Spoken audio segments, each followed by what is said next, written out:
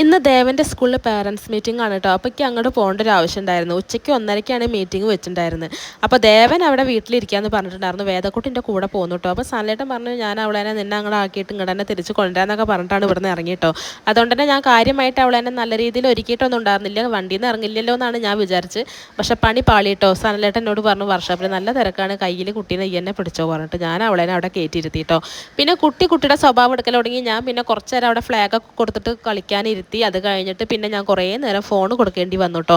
പിന്നെ മീറ്റിംഗ് കഴിഞ്ഞ് ഞങ്ങൾക്ക് എക്സാം പേപ്പറൊക്കെ തന്നു. അത് കഴിഞ്ഞിട്ട് ഓരോ ഗ്ലാസ് പായസം കുടിച്ചു കേട്ടോ. അരിപ്പായസമാണെന്ന് തോന്നുന്നു, എനിക്ക് മനസ്സിലായില്ല നേരം പോലെ.